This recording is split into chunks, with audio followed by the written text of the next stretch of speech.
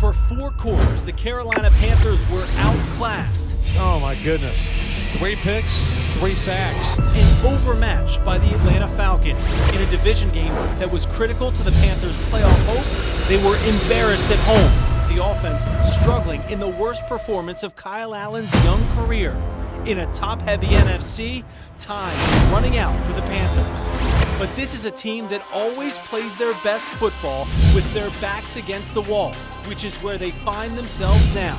The goal is right in front of them. The New Orleans Saints are who they're chasing, and the trajectory of the season could change with an upset win against the best of the NFC South in one of the most hostile environments in the NFL.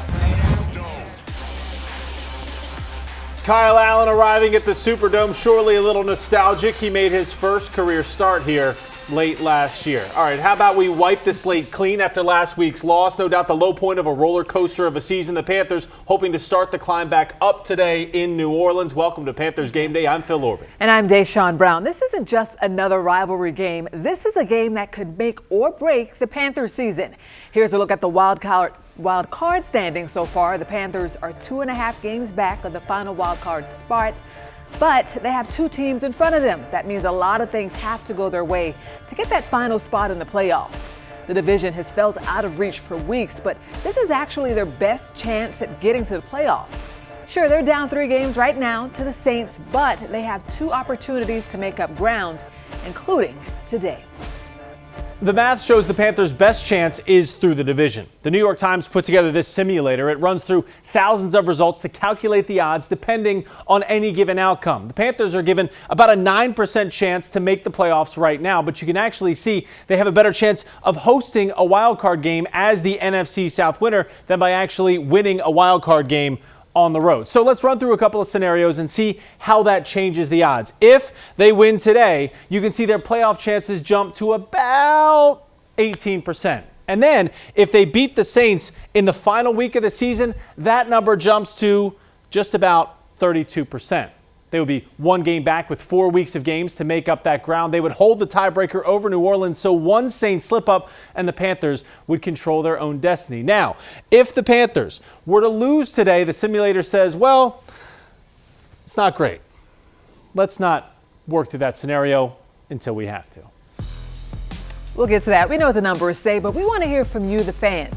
Do you think the Panthers can still make the playoffs? Vote right now on WSOCTV.com/vote. Let's see if you guys at home have more confidence in this team than some of those simulations. Well, regardless, they have to take care of business today. They've got to shake off the poor performance against Atlanta last week. That game felt like a gut punch at home against a team that had only won 2 games all year. But what the playoff predictor doesn't account for? Momentum. 1 big win. The toughest left on the schedule on the road in New Orleans, and this team is back, not just in the standings, but their confidence, their swagger, and yes, their momentum. Speaking of momentum, every swing play from last week went the Falcons' way. From the punt return to critical turnovers to chunk plays, anytime there was a big play to be made, it was Atlanta making it. And today the challenge is not to fall victim to the Saints. Their offense is explosive and their defense, well, they're just waiting on an opening to come in and make a big play against the Panthers. So if Carolina is going to win this thing, they also need those big plays. And perhaps we will see that from Brian Burns. He didn't get credit last week for his sack-forced fumble against the Falcons, and that's because that was a 2-point conversion try. Burns has not had a sack since week 6 when the Panthers were in London, Phil. He's been dealing with that wrist injury, but it continues to heal, and as the strength comes back, his volume will increase, and hopefully he'll return to that disruptive force we remember from the first half of the season. Meanwhile, as we said, Kyle Allen makes his return to New Orleans today. The second-year quarterback made his first career start in Week 17 last year inside the Superdome. And that is where our Matt Harris is right now. And Matt, Allen's NFL journey is coming full circle today. Yeah, absolutely. Kyle Allen made his first start here 11 months ago. He got his first win, but he says his only takeaway from that was playing on this field and in this environment. He said the crowd noise didn't really bother him. The Panthers were riding a 7-game losing skid, desperate for a win and hoping to send guys like Ryan Khalil and Julius Peppers off on a positive note. Allen went 16 of 27, throwing for 228 yards and 2 touchdowns. He also ran one in as the Panthers won big. Blocking out the crowd noise or silencing this crowd is a huge achievement in itself. Gerald McCoy wasn't a Panther last year when Allen started, but he did spend 9 years in Tampa, so he's familiar with the Big Easy. He knows how loud this place can get. Gerald says because of that, it's his favorite place to play on the road. It gets hype in there, and I love it.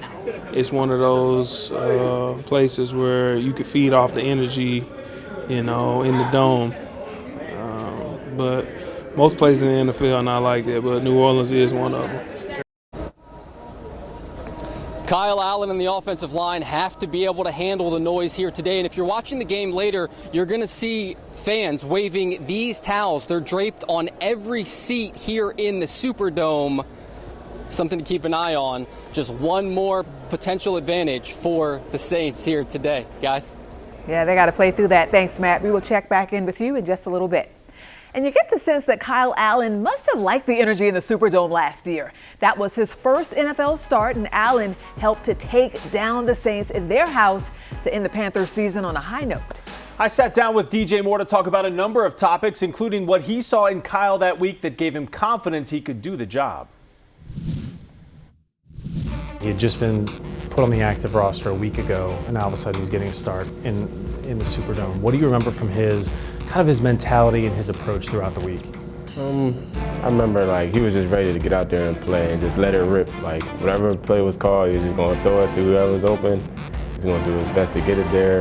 We threw between me, Curtis, and Derek. I think we threw multiple deep balls we connected on him, so he was just letting it rip. I mean, go back to your first game as a rookie. That's a totally different situation when you're preparing day one, knowing you're going to get a lot of action, to all of a sudden get throw it. Can you kind of put yourself in those shoes? Nah, because you got to know the whole game plan.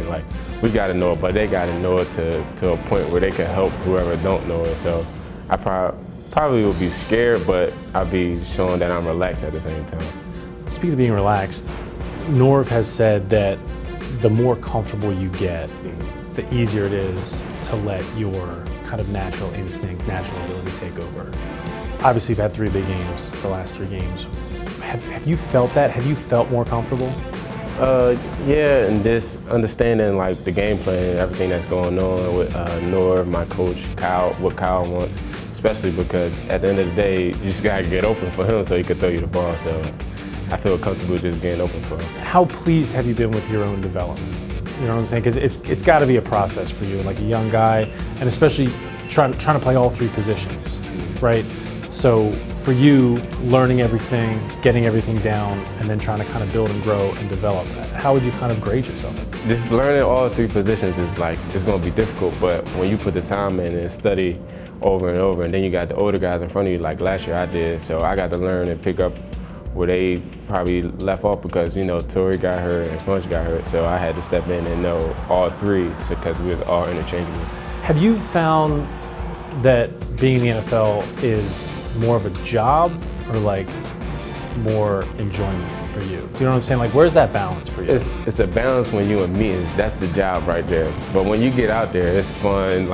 It's just you back in Pee-wee just playing, but you just getting paid for it. It's bigger, faster people. But it's always fun because you're just playing the sport you love.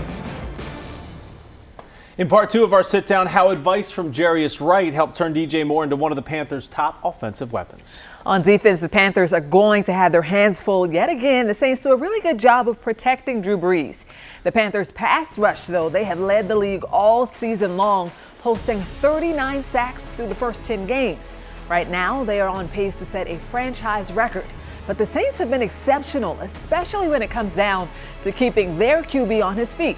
They've only have given up 19 sacks. That's tied for 6th in the league.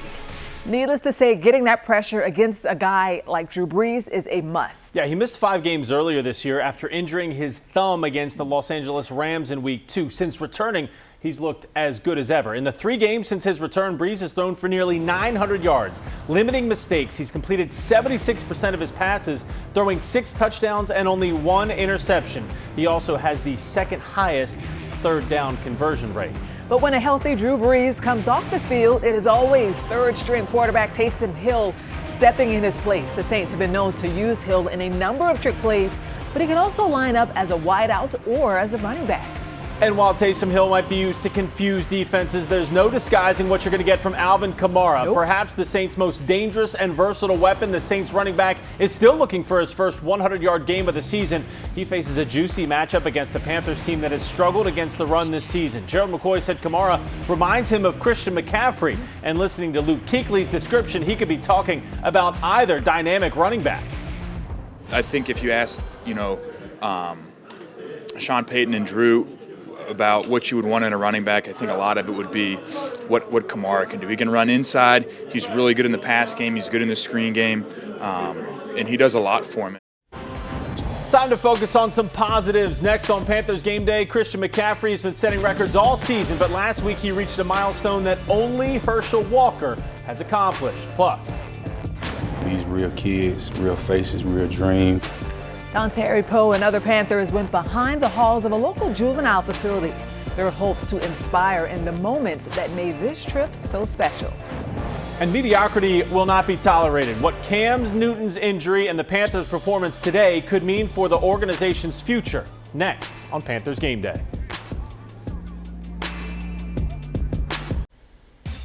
Welcome back to Panthers Game Day Live. Christian McCaffrey locked in. He's likely going to get a ton of Pro Bowl votes. Yeah, can't wait to vote for that. All right, we welcome in live from New Orleans, Jordan Rodrigue from The Athletic. You can find her on Twitter at Jordan Rodrigue. And Jordan, I'd like to start with a piece you had on Christian McCaffrey this week and how the Heisman snub affected him or really didn't affect him. Did you pull anything out of McCaffrey in that interview that surprised you?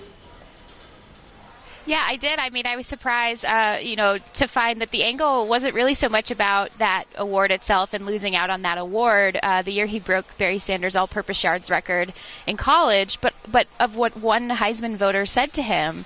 And this voter at the award ceremony told Christian, "Hey, sorry, man, didn't vote for you. I didn't watch many of your games." And so I went through all of his snaps, and I calculated that 87% of his college snaps came after 10:30 p.m. Eastern Time. And so it was just very interesting. Christian knew that the entire time, but she never heard him complain.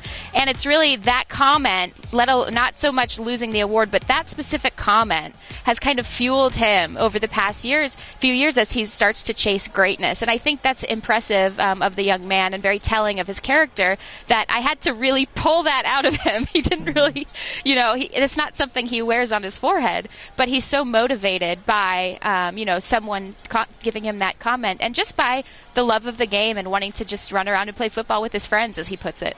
Oh, I'm sure he knows what he missed out on now. But Jordan, the big news this week was that off-the-record media session with owner David Tepper, and he said he will not accept mediocrity. There's so much parity in the league, though. Injuries happen.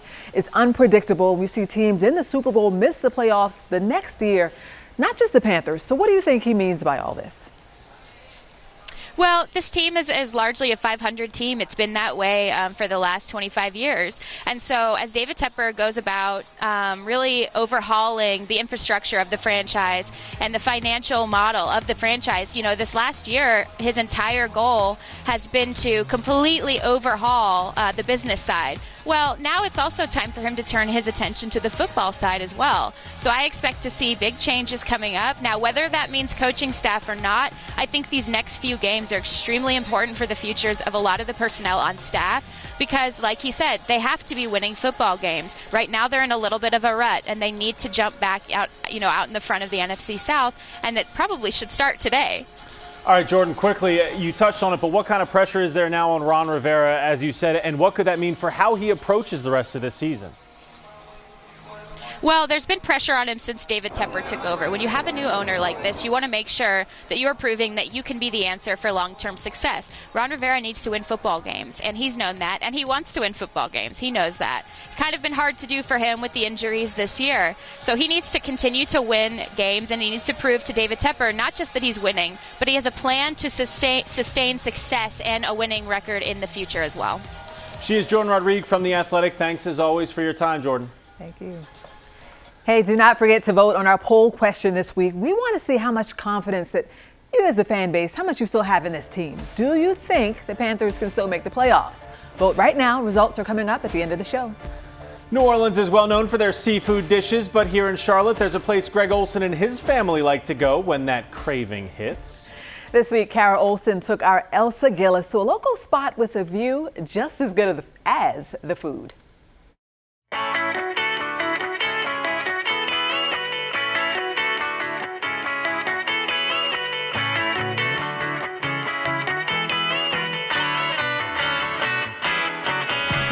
So we're here at Hello Sailor, and I know when we were talking about like where we should go, you were like, we've got to visit the Kindreds. I just love them as people. We've gotten to know Katie and Joe a little bit.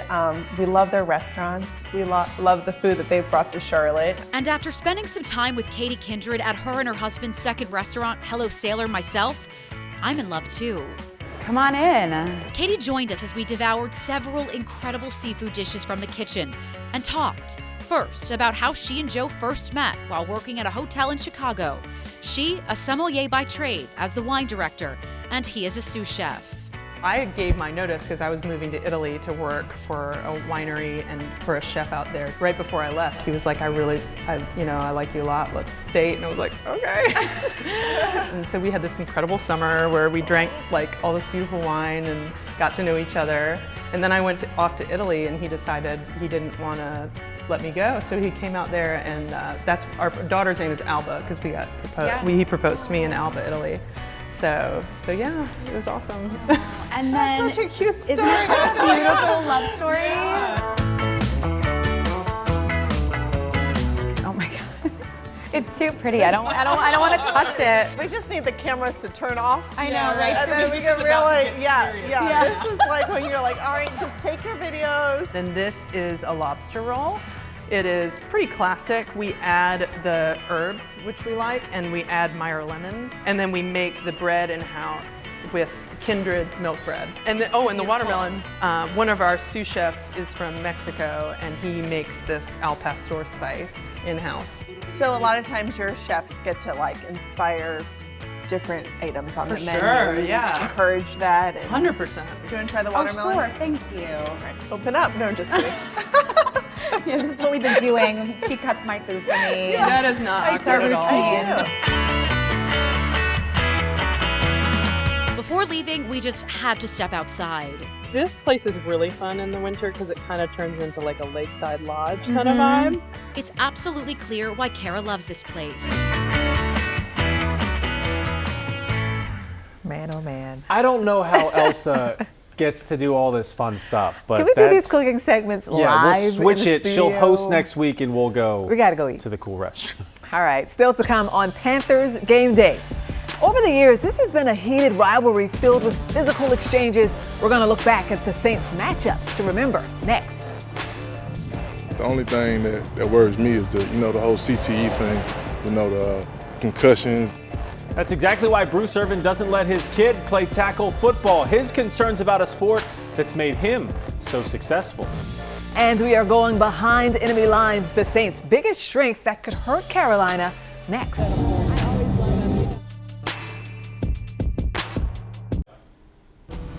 Welcome back to Panthers Game Day Live. And Panthers linebacker Mario Addison is making sure thousands of local families have a happy Thanksgiving. Monday, he partnered with Harris Teeter to assemble 2,000 Thanksgiving bags at Second Harvest Food Bank of Metrolina. Each bag has items like a whole chicken, stuffing, mashed potatoes, all that good stuff, enough to make a holiday meal for a family of 4. Here's Mario on why this is so special. It feels good to me to give back to families, just like me that I grew up, in situations that I grew up in. Mario grew up in Birmingham, Alabama, almost the exact midway point between Charlotte and New Orleans, and from New Orleans. Now we're joined by WGNO Sports Director Ed Daniels. Ed, let's start with that Week 17 game last season. I know it didn't mean anything for the Saints, but what was their reaction to getting beat at home by a third-string quarterback? Well, I think Sean Payton tried to make a big deal out of it because the Saints got whacked pretty good. But you know what? I look at the overall picture here. They've won 5 of the last 7 in this series, and that includes that loss at the end of last year in a game where Drew Brees and Alvin Kamara and a whole bunch of other starters didn't play. Always tough to prepare, though, for Christian McCaffrey. He's not going to surprise the Saints, but what's the game plan to stop him?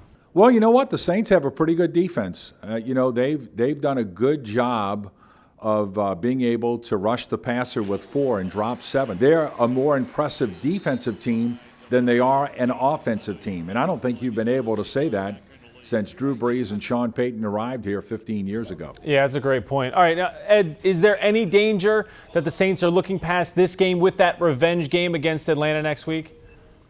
I really don't think so. In my opinion, to be the number 1 seed, they're going to have to finish 14-2. 13-3 maybe with a little margin of error. So I don't think there's any way they're overlooking this game. I'm curious what it's going to be like for you to watch the Carolina Panthers in a meaningful game against the Saints and not have Cam Newton on the opposite sideline. It really is going to be absolutely strange. And Cam Newton's hurt the Saints before. You know, the big thing when I think of Carolina, though, is the one thing the Panthers have been able to do over the years is be a very physical team with New Orleans. And maybe the Saints weren't equipped to handle all of that over the years, but I think they've gotten better. All right, he is Ed Daniels from WGNO in New Orleans. Ed, thank you so much for the time. My pleasure. All right, still to come, moving from running back to safety, how Hurricane Katrina changed one former NFL player's life so much it caused Eric Reed to switch positions. Plus, It's fun, but it's challenging. I sit down one-on-one with DJ Moore to talk about playing alongside Curtis Samuel and learning from Jarius Wright. and Christian McCaffrey and Herschel Walker in the same breath? We'll explain why next on Panthers Gameday.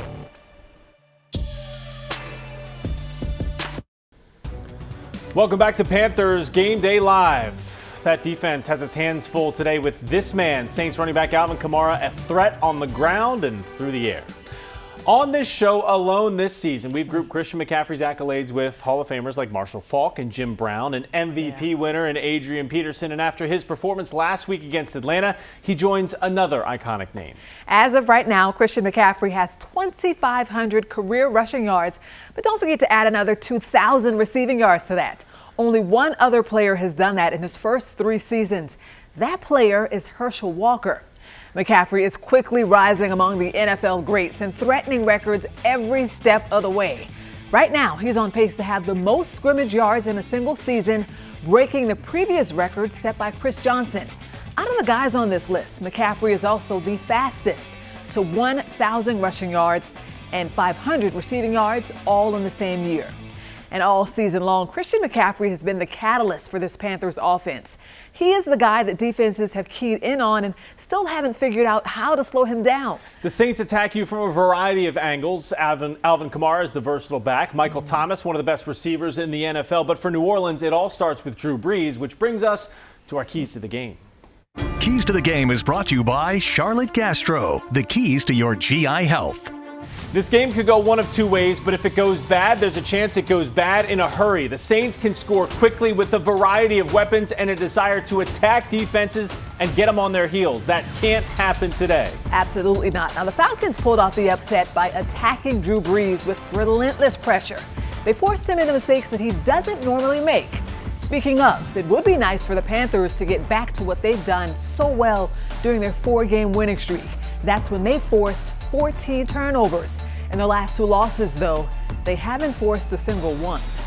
Now, they played 2 of the better quarterbacks at protecting the football, and Drew Brees is another one that's smart, and he won't make a lot of errors. Which brings us to our next key. Don't turn the ball over. Kyle Allen was particularly poor with his decision-making against Atlanta with 2 bad interceptions deep in Falcons territory, 2 of 4 turnovers against the Falcons. Yeah, add on 2 more in the loss to Green Bay, including another end zone interception and a fumble on an otherwise promising drive. The Panthers have to play nearly perfect football to pull off the upset today. It should help that this offensive line appears to be getting healthier. Both rookie tackles went full on in practice this week. Yeah, let's bring in Panthers reporter Caroline Cann and Bill Voth live in New Orleans. Will we see Greg Little and Dennis Daly out there today, guys? Yes, there's the simple answer to your question. You will see both of them out there, and really this is what we expected. Ron Rivera said this week that Greg Little, expecting him to be out there, that knee was just soreness after not playing for much of the season and then taking on the workload that he did last week. So yes, both of them will be out there. Good news for the offensive line. On defense, Ross Cocker will still be out with a quad injury, and Christian Miller, he'll be active for the first time since that win over Jacksonville. With him active, Marquise Haynes will be inactive for the first time this season. So there's who's in, who's out. Let's take what's your key to the game. Keys to the game. All right, you got to somehow turn New Orleans over. In their 5 wins, the Panthers have 17 takeaways. In their 5 losses, just 2. New Orleans, though, fewest turnovers in the league, which is 6 all season. So it's going to be tough for the Panthers. My key to the game is score first and score fast, because in the 4 games that the Panthers have won with Kyle Allen at quarterback, they've played from ahead. Well, the ones that they've lost, it's the total opposite. They're playing from behind. And for a team that relies so heavily on the run game and with Christian McCaffrey, let's give that offense time to be balanced by getting off to a quick start here in a very loud Superdome in New Orleans. And cold too, right? You're cold. It is a little, I'm not going to complain about it. I know we're indoors, we can't complain, but guys, it's a little chilly in here. Bill and Caroline, thanks. It's comfortable in the studio, and that's where we welcome in Luis Moreno. He is, of course, the analyst for the Panthers Spanish language radio broadcast on 102.3 FM. Luis, it looks like both of the rookie tackles are going to be back for the first time in a while. How does that depth help an offensive line that struggled last week? Well, I think that brings back Dennis Lee to left tackle and Moden to right tackle. Is going to allow Cut Masco to give rotation, situational players, positional, like Darrell Williams when he comes in as the sixth player. I think this is going to allow them to have more rotation. Now, we talked about this a couple of weeks ago with Aaron Rodgers, the need for pressure inside. Why is that so disruptive for quarterbacks like Drew Brees? Well, they're short players. They're not the tallest of quarterbacks. When you put pressure through the middle, it's going to disrupt their progression when they're reading their receivers. So it's going to make them hurry up and throw balls in places where maybe the defenders are. All right, Week 17 may not have mattered to the Saints, but Kyle Allen came in and he torched the starting defense in the first half of that game last season. Even just having that experience in that environment, it's got to be invaluable for a young guy like Allen. I think it was more valuable when it came to the third game of this year when he was announced as the starter. He's played in Green Bay. He's going to Santa Clara, play against the best defense. He's played in London. I think he's been tested enough. He just has to take better care of the ball when he plays this Sunday. Now, that said, it felt like Kyle Allen kind of took a step back last week against Atlanta. Some of his mistakes, though, are not unheard of for a young quarterback. How concerning are the turnovers, though? That's something that regardless, it's going to be part of the growing pains, but that's not an excuse for the rest of the team. This is not an excuse for a team that's trying to make the playoffs. So he's going to have to make better decisions. He's going to have to be more disciplined when getting rid of the ball, and also maybe make some decisions when having the option to run instead of passing the ball. All right, Luis, the general consensus is Will Grier. He's not ready yet, and I know they like what he's doing in terms of preparation, but if the season gets away from them, Kyle Allen struggles. Does it make sense to maybe let Will slide in there for a shot, just to kind of see what he has? I think you cross that bridge when you get there, maybe week 16, maybe week 17. This team has really a lot of possibilities to make the playoffs. You have to play the Saints twice. You still have Atlanta. You still have 6 games in which you can win and then make the playoffs. You owe it to this team to keep Kyle Allen in there if he gives you the best opportunity to win. He is Luis Moreno. Thanks as always for your time. Gracias. Thank you. Don't forget to vote on our poll question. We want to see how much confidence the fan base still has in this team. Do you think the Panthers will make the playoffs? Yes or no? Vote now. Results coming up at the end of the show. Today's game will also be a homecoming for 3 different Panthers players. Offensive lineman Trey Turner and cornerback Dante Jackson are both from New Orleans. Safety Eric Reed is from Geismar, which is about an hour up the interstate. All 3 of them played for LSU. Let's check in with Matt Harris, live in New Orleans right now. And Matt, if Eric Reed played anywhere else, he might not be a safety. Yeah, that's right. It's scary to think that Eric Reed spent some time at running back growing up in Louisiana. But to understand his journey, let's look at another former NFL player's story.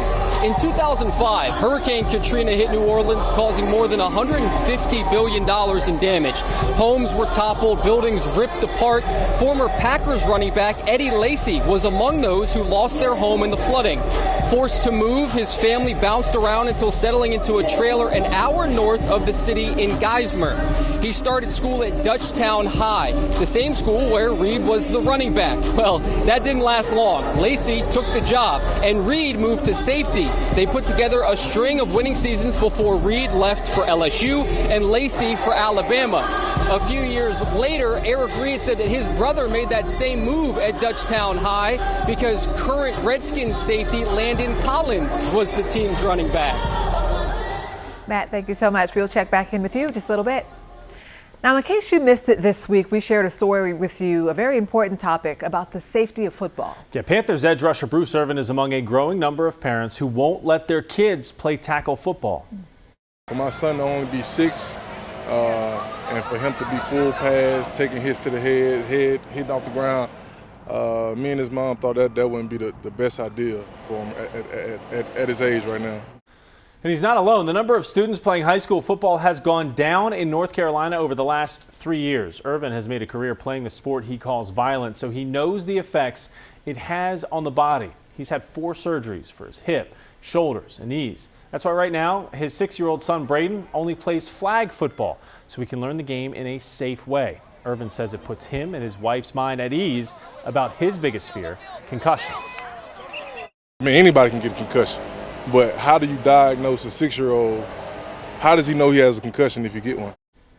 To check out everything Irvin had to say about tackle football and find out more about concussions and the technology being used to protect players, just look for this story on our website.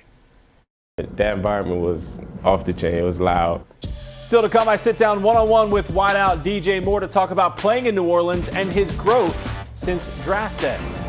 Plus, extending a hand to help local kids get on the right path. Why a group of Panthers made the trip to a juvenile facility and what made it so special. And in just his 3rd year in the league, you wouldn't expect Curtis Samuel to be so familiar with the Saints secondary. Their connection that dates back before the draft is next on Panthers Gameday.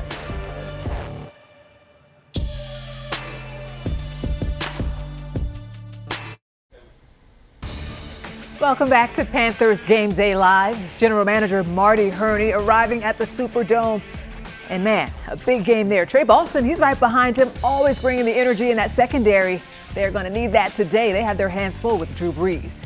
If the Panthers want to keep up with this Saints offense today, they're going to need another big game from DJ Moore. Yeah, he's averaged 8 catches and over 100 yards receiving in his last 3 games. He's grown up right in front of us. In part 2 of our sit down, DJ and I went back to the very beginning.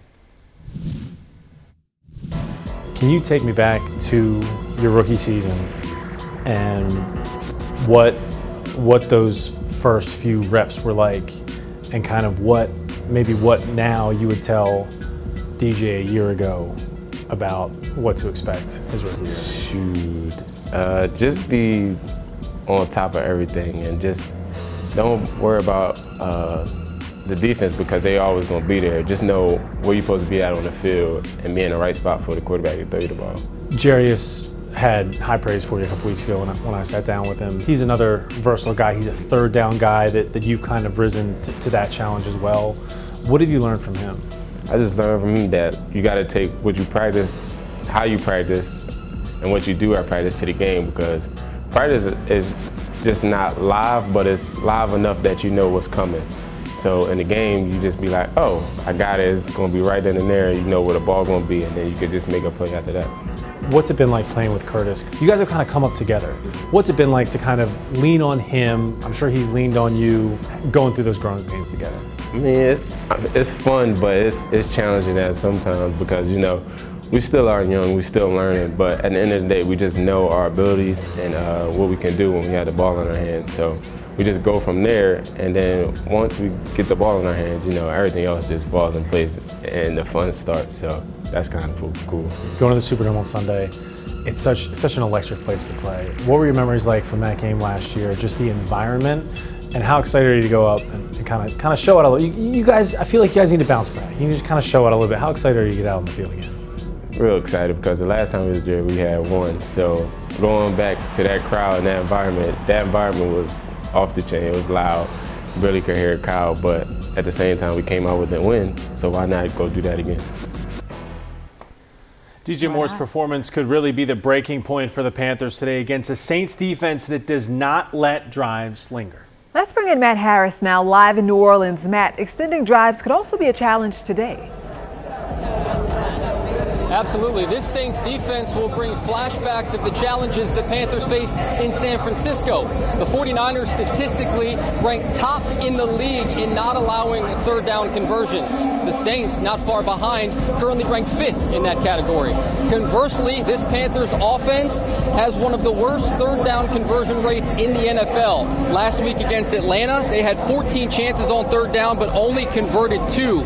The only bright spot has been DJ Moore. He's become Allen's go-to on 3rd down. So far, he's caught 15 passes that have given the Panthers a 1st down. That's tied for the 3rd most in the NFL. Since Kyle Allen became the starting signal caller, he's targeted DJ more times than anyone else. They connect on 2/3 of their passes.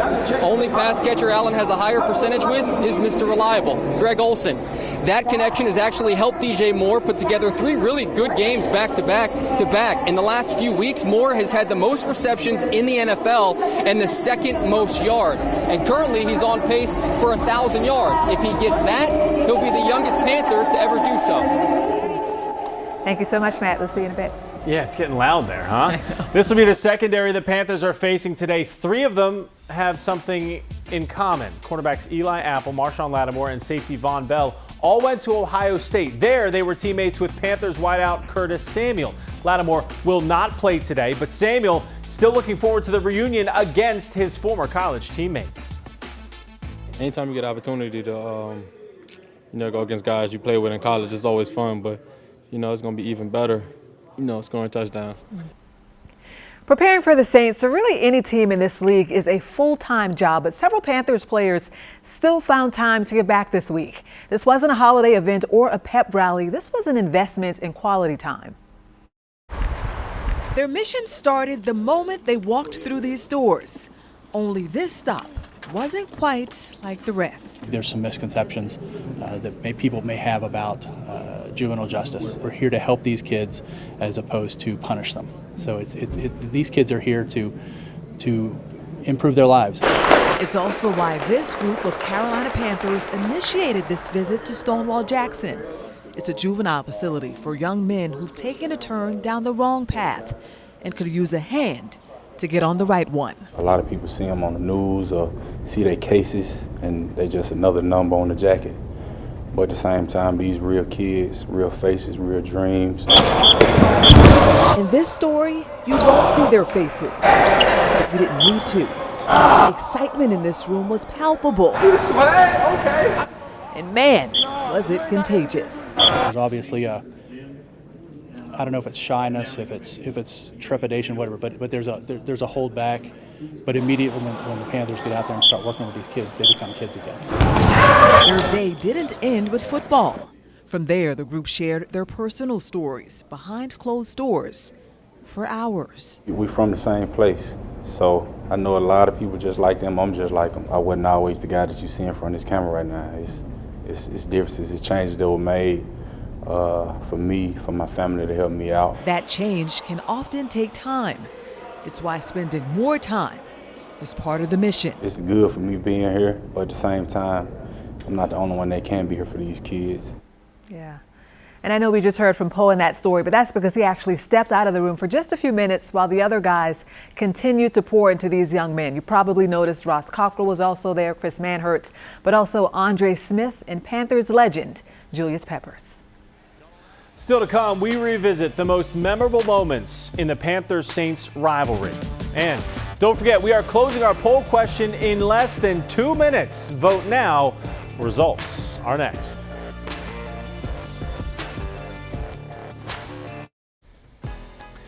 Welcome back to Panthers Game Day Live. No Marshawn Lattimore for the Saints today. He's the top cornerback. For them, that puts more pressure on the pass rush and Cam Jordan. The Panthers' offensive line is healthy as it has been all season. They will be tested today, though. Well, since Ron Rivera became the head coach, the Panthers are right at 8-8 against the Saints. Today is their 50th meeting all time. The Saints leave that, although barely, with 25 wins. It's no secret the Saints-Panthers rivalry can get a little heated. Last week in our poll question, we asked you about the Panthers' biggest rival. 74% of you said the Saints. So this week, we kept the conversation going online, asking what are your favorite memories from the matchup? Kyle Johnson says one of his was back in 2015 when the Panthers won in New Orleans on their final drive. The Panthers 11-0, facing a Saints team that had lost 3 straight, but New Orleans tried to spoil their undefeated season, taking a 38-34 lead with 5 minutes on the clock. But on 4th and 4, Cam Newton doing what he does best, escaping the pocket, finding Greg Olsen, who made an incredible grab to keep the drive alive. Then it was Newton to Jericho Cotchery in the end zone. That gave the Panthers the lead and kept their season perfect. Next up, Zach Coleman says his favorite Saints-Panthers moment is this right here. Check it out. 2011, who can forget this? Cam Newton scrambling, finds 89, and you know he's got it from there. He is knocking folks down en route to the end zone. But look, Roman Harper coming in late. What's up with that? But you know what? Smitty's got to celebrate first. Then he is going to, let's just say he'll get into it with a couple guys. It's kind of easy to forget the Panthers actually lost that game. And while we're on the topic of scrapping, can't forget about this one in 2014. Cam Newton celebrating a touchdown. The Saints didn't like it. A lot of shoving, more than a dozen players involved in this mix-up. Tight end Brandon Williams got ejected as the Panthers won big. Ooh. Well, can they do that today? They will need to do so in order to keep their playoff hopes alive. We asked you, though, will they make the playoffs? And 85% of you said no, unfortunately. Yeah, but mathematically, they only have a 7% chance, so I would say that's actually optimistic. Kind of like it. I like how you see things. That's it today for us on Panthers Game Day, brought to you by Spectrum. Thank you so much for watching. And do not forget to join us for Queen City Overtime. That is tonight at 11:35. And we've got you covered, post-game reaction, analysis of this critical matchup against the Saints. Joey Sly getting ready for kickoff. It's about an hour away in New Orleans. If it's going to get tight, we'll need a big field goal from him. Enjoy the game.